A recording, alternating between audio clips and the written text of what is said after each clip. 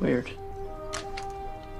Welcome back, people of the internet. My name is DargonEvo. We're coming at y'all with another figure reveal. As of today, or I guess let's say yesterday, because I'm a little late, Tamashii Nations revealed the S.H.Monsterarts Shimo. And if you could already tell from our intro, I'm not super pleased with it, to say the least. So hopping over here on the Tamashii webpage, we can clearly see they have all this information. And real quick, for the answer a big question, this will be able to be pre-ordered tomorrow, which today is June 20th, and she will be releasing January 2025. And diving into these photos right away, I think we all can agree that this kind of looks like the Playmates just a little bit, which I heard someone say that they think that the Playmates and the S.H.Monsterarts figure of Shimo were modeled off of the unfinished CGI model for the movie, and that Haya got their hands on the finished model because, as we'll point out, their version of Shimo has quite the sunken stomach, makes her look a lot more serpent-like. She even has a pretty long head. It doesn't look horrible, but we can hop over to the Haya's right here that we can see she's a little more chunky and doesn't have so much as an arc to her stomach, and then we can see that from a different angle. I'm sure that all of y'all will agree that the Haya Shimo has much more definition with those scales, but they've always been better with their paint application than Tamashii Nations. And then getting another front-facing look, we can see that it's a pretty weird choice to go for a plastically pale white instead of going for a deeper definition, as we can see over here on the Haya figure, which is a mix of brown, white, and like prismatic, or whatever you would call that. And we can get a good look on the Haya's face and all that lovely detail. This is what the full reveal looks like. This is pretty nice, honestly, but I still feel it looks way too plasticky. That was my complaint about the Playmates, which they get a free pass because those were $10 Playmates figures, and this thing is going to cost well over 200 bucks once we have to deal with import tax, US tax, and shipping. But she is going to definitely rob you of your pennies if you choose to get her. The Haya figure is only 60 bucks, so the S.H.Monsterarts version is going to be almost 4 times the price of the Haya, which is bonkers to think about. I could understand like 120, but Tamashii Nations is really pushing it here with this one. And we can get a good look at that face. Like, there's a lot of good detail, but this paint application looks pretty damn lazy, if I'm going to be honest. All I hope is that the quality control is going to be good enough, that the figures people get will be consistent with this promotional image, and that's more of a zoomed out look.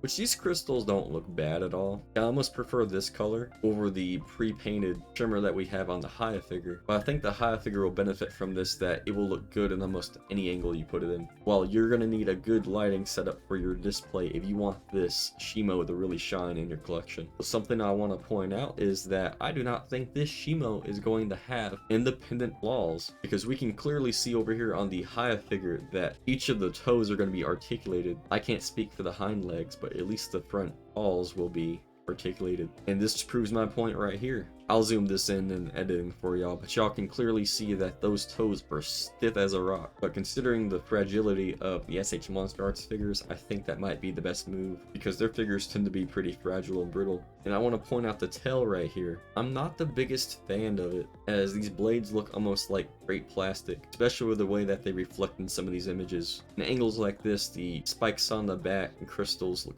pretty damn nice. This seems to be the only saving grace with this figure. Once again, they do look very nice, but looking at the tail, it just looks like plastic. We don't have a very good photo of the Shimo's tail spikes, but they're a little smaller, but it looks like they're going to be painted exactly the same as her crystals on her back. And seeing how consistent Haya figures are, I don't have anything to worry about with this one, and neither should you. But I don't know, with the S.H.Monsterarts figure, I think it's going to be a pass for me. Like, she's definitely going to go up in price once she releases, and the aftermarket's going to be crazy on this figure. But I think it's one of those things that a lot of people are going to end up getting the Haya, and for the fact that the Haya figure will probably be bigger than the S.H.Monsterarts figure, considering all their Godzillas are. But remember, hopping over here on the Haya, these says Haya Exquisite Basic Series Non-Scale 6-inch Godzilla X Kong, the new Empire Shimo.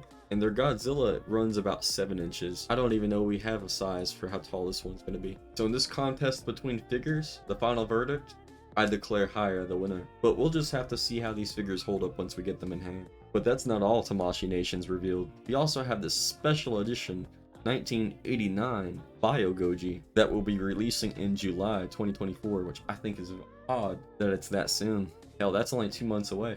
All we know from the articulation series is that the price will be announced June 27th, estimated to be $90 to $100. We'll have no accessories. No accessories? Now they say this is an SD Comic-Con 2024 exclusive, but I'm sure this is going to be available on a lot of the local retailers online, which I'll make a post when the pre-order goes live. Because this guy's going to have translucent dorsal fins, which will look pretty rad. I do like how red his eyes are. I have the NECA version of this figure. This one looks a lot meaner. It's odd how he's oh so slightly different from the 94 S.H.Monsterarts figure, but I'm glad they have the years pretty accurate, especially mainly with the sculpt, as this guy has a slightly longer neck with slimmer shoulders, if you didn't know the difference. And then we can get another good look at those fins. It looks like it kind of awkwardly falls off, but this seems like how they did the 2014 Spitfire pop up on screen. But I just wish that it ran at least all the way halfway to his tail. I feel like it's supposed to.